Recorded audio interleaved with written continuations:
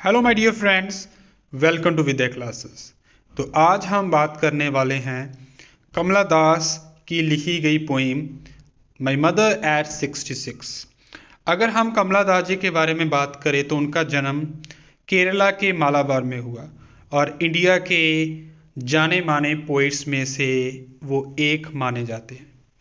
अगर हम उनके वर्क्स की बात करें, जितने भी उनके काम हैं उनमें सबसे बड़ी बात ओरिजिनलिटी की है, किसी की नकल नहीं की गई हुई। और वर्सेटाइल हैं, अलग अलग जॉनर के अलग अलग टाइप के वर्क्स उन्होंने लिखे हैं। और चाहे काम उनका कोई भी हो, बट उनके काम में हमें हमेशा उन मिट्टी की, देश प्रेम की, देश के लोगों के बारे में, रिश्ते नातों के बारे में आप पढ़ने को मिलेगा। अगर हम बात करें सेंसिटिविटी की, वो एक सेंसिटिव राइटर थे। आपको उनकी पोइम में आपसी जो भाईचारा है, एक दूसरे के साथ जो रिश्ते नाते हैं, उनसे रिलेटेड थीम्स आपको कमला दास की पोइम में मिले ही मिलेंगे। जैसे कि जो पोइम हम अभी पढ़ने वाले हैं, जिसके बारे में हम डिस्कस करेंगे, माई मदर एट 66, जो कंप्लीट पोइम है आपके सामने है। और इस पोइम को मैं डिटेल में आपसे डिस्कस करूंगा। कौन सी पोइटिक डिवाइसेस इसमें यूज की गई हैं, कौन से क्वेश्चन एग्जाम में इंपॉर्टेंट है और उनके आंसर्स क्या हो सकते हैं, वो सभी चीज मैं आपसे इस क्लास में डिस्कस करूंगा। इसलिए एक भी सेकंड आप इधर उधर नहीं होना।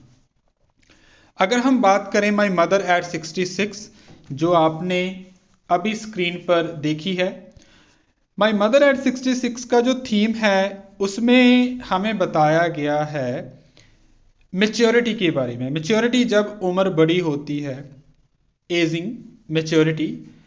बोलते हैं कि कमला दास का कहना है कि उम्र बढ़ना, बड़ा होना, भगवान को प्यारा होना उम्र होने के बाद, ये एक नेचुरल प्रोसेस है जिसे रोका नहीं जा सकता।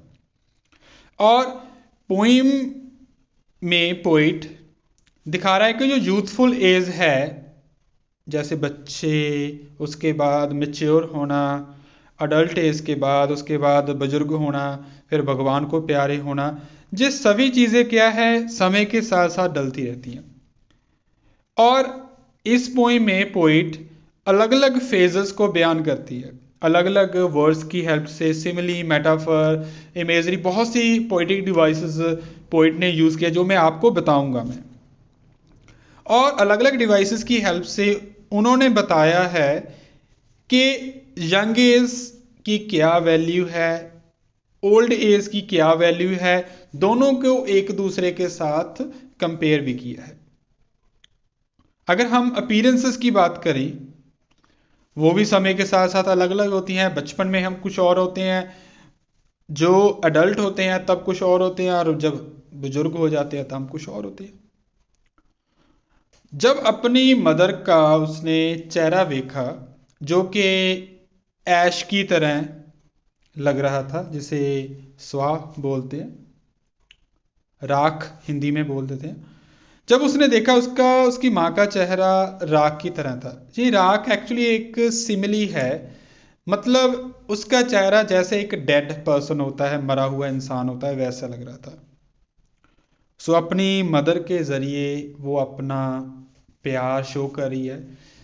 एक बच्चे को अपनी माँ के लिए, या अपने परिवार मेंबर के लिए, और माँ को अपने बच्चों के लिए कैसा प्यार होता है, कैसे एक दूसरे बारे में सोचते हैं, एक दूसरे से दूर होने से कैसे डर लगता है उनको, आओ हम डिस्कस करते हैं। सबसे पहले हम बात करते हैं पोइम की। जैसे हमें बताया गया है, my mother at 66, driving from my parents home to Cochin last Friday morning, I saw my mother beside me. जब मैं अपने पेरेंट के घर से कोची जा रही थी लास्ट फ्राइडे को, पिछले फ्राइडे की सवेर को, तो आई सॉ माई मदर बिसाइड मी, मैंने अपनी माँ को देखा जो मेरे साथ में बगल में बैठे थे, बिसाइड थे, मेरे साथ थे। Dazed, open mouthed, her face ashen like that of a corpse. जब मैंने उसकी तरफ देखा तो उसका मुंह खुला हुआ था। और डॉज मीन्स वो सो रहे थे। हर फेस एशन, राख की तरह, एशन राख, राख की तरह था उनका चेहरा, जैसे like that of a cops, जैसे एक डेड बॉडी का। आई रियलाइज विद पेन, मुझे एक सिसकी आई, मुझे दर्द सा हुआ, that she was as old as she looked, कि सच में अब वो उतनी ही बूढ़ी, उतनी ही उम्र बड़ी हो चुकी है जितनी वो दिख रही है। But soon put that thought away, जल्दी से कमला दास ने उस विचार को, नेगेटिव थॉट को साइड पे रख दिया, साइड पर कर दिया और बाहर देखने लगी। बाहर क्या देखा? And licked out at young trees sprinting. जब वो गाड़ी या जिस भी ट्रांसपोर्ट से वो जा रहे थे आगे, तो ऐसा लगता है ना जैसे हम छोटे होते हैं कि दरख्त या चीज़ें पीछे जा रही है।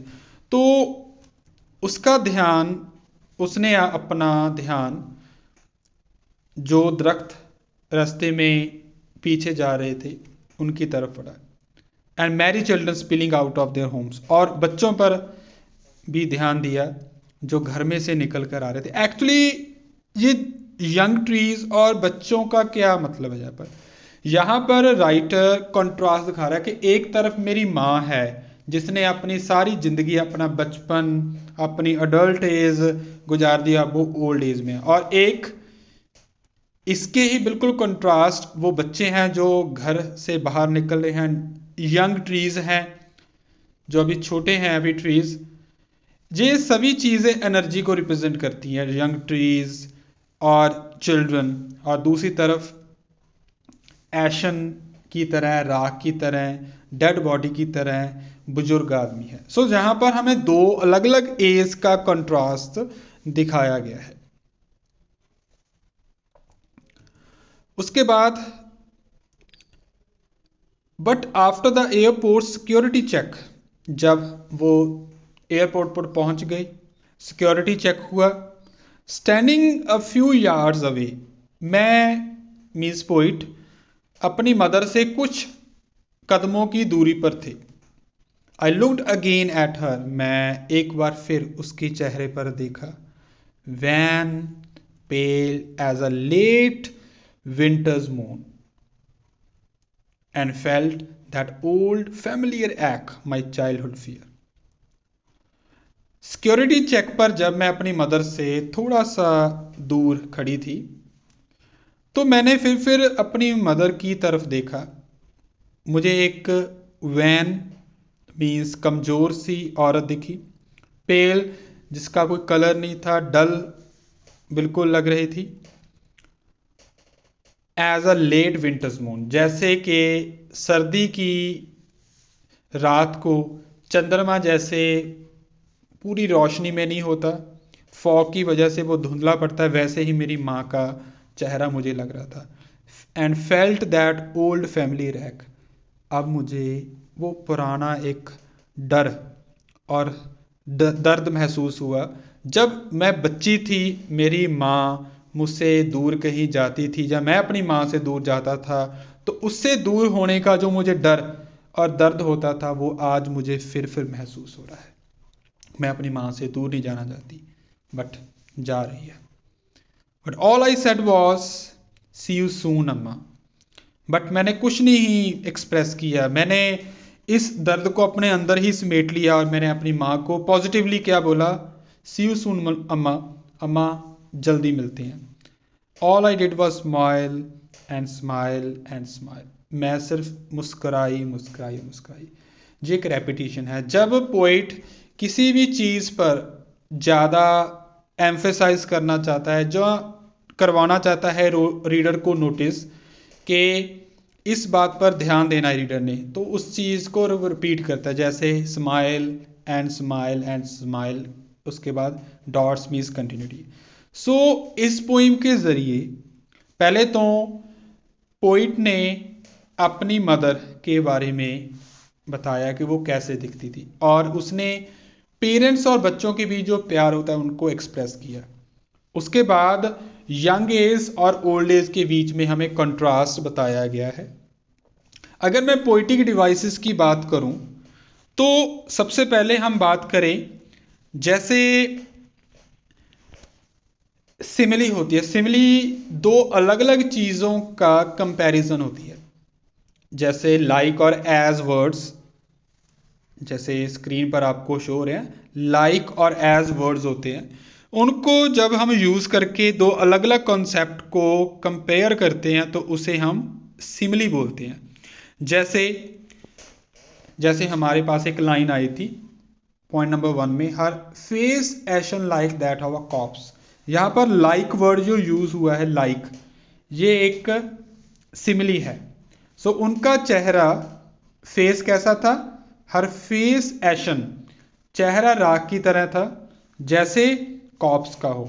सो डेड बॉडी निर्जीव होती है क्योंकि उसमें सांस नहीं होते, बट फेस मदर का, उसमें सांस होते। सो तो बिल्कुल दो अलग अलग चीज़ें हैं जो एक दूसरे के साथ कंपेयर किया तो ये भी एक सिमिली है। और उसके बाद और है wan pale as a late winter's moon.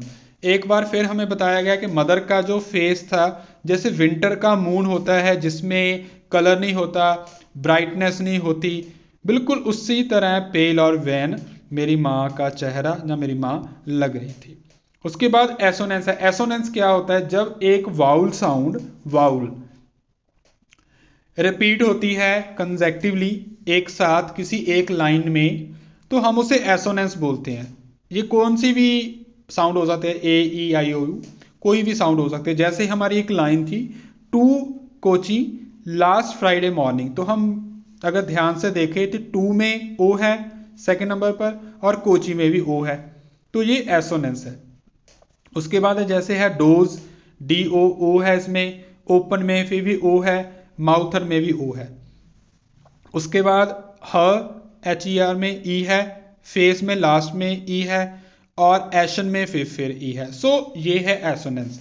उसके बाद है इमेजेस एंड सिंबल्स। इमेजेस और सिंबल क्या होते हैं, जो चीज हमें दिखे उसका अलग मीनिंग पता चले कि इसका मीनिंग ये है तो हम उसे सिंबल बोलते हैं। जैसे tree sprinting and Mary children, ये सिंबलाइज करें। ट्रीज और मैरी चिल्ड्रन किसको सिंबलाइज करते हैं, यूथ को, लाइफ को और एक्टिविटी को। और विंटर्स मून हमें किसके बारे में बताया, विंटर मून सिंबलाइज करता है डलनेस को। लिस्टलेसनेस मीन्स इंसान कुछ भी नहीं कर रहा, सिर्फ डेथ को ही रिप्रेजेंट करता है। उसका रेपिटेशन यहाँ पर हुई है। रेपिटेशन भी एक लिटरेरी टर्म है, जैसे मैंने आपको लास्ट में बताया था, स्माइल स्माइल एंड स्माइल, ये भी एक रेपिटेशन है। उसके बाद स्ट्रक्चर है, राइम की बात करें तो इसमें कोई राइम स्कीम नहीं है, ये एक बिना फुल स्टॉप के लिखी गई पोइम है। लास्ट में भी फुल स्टॉप नहीं है, आप देखो स्टार्टिंग से लेकर एंड तक कोई फुल स्टॉप नहीं है, सिर्फ कॉमा आप देखेंगे, इट मीन्स लाइन कंप्लीट नहीं हुई। तो जिस पोइम में कोई फुल स्टॉप ना हो, कोई रिदम ना हो, तो उस पोइम को बोला जाता है फ्री वर्स। क्या बोला जाता है उसे, फ्री वर्स।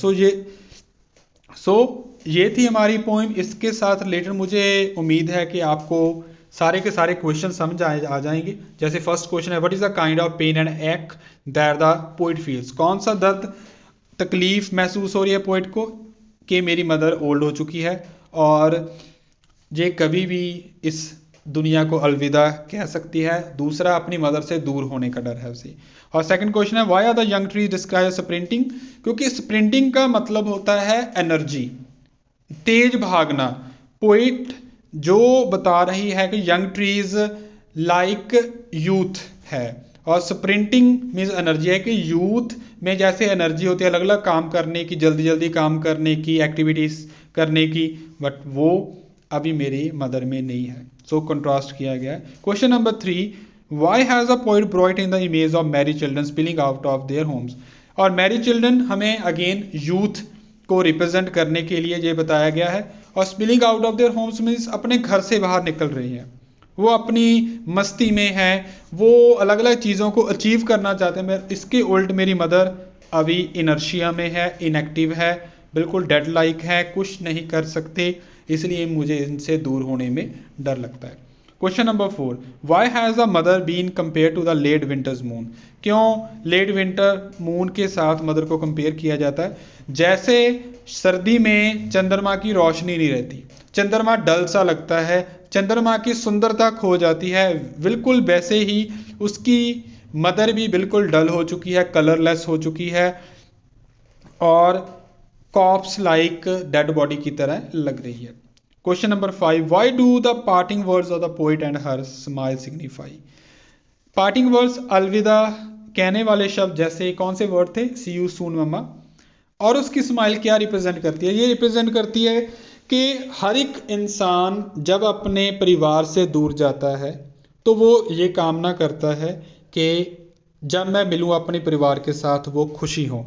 सो मदर स्माइल करके अपनी माँ को एक दिलासा देना चाहती है कि सब कुछ ठीक है, मुझे किसी तरह की कोई टेंशन नहीं है, और अपने मन को भी वो दिलासा दे रही है कि नहीं, सब कुछ ठीक होगा, अगली बार मैं अपनी माँ को मिलूँगी। सो ये थी हमारी पोइम। मैंने theme, central idea, question answer और समरी और कौन कौन सी लिटरेरी डिवाइसेस डिस्कस की गई हैं सभी मैं आपसे डिस्कस कर लिया। अगर आपको फिर भी कोई भी डाउट है तो आपने हेजिटेट नहीं करना, मुझे कमेंट करके, मैसेज करके या किसी भी ज़रिए से कांटेक्ट करके, इंस्टाग्राम, फेसबुक, यूट्यूब, लिंक्डइन के ज़रिए आप मुझसे बात कर सकते हैं। ठीक है दोस्तों, सो मिलते हैं हम नेक्स्ट पोइम के साथ। तब तक के लिए खुश रहें, आज़ाद रहें, अपने परिवार के साथ टाइम स्पेंड करें। See you soon. Thank you so much.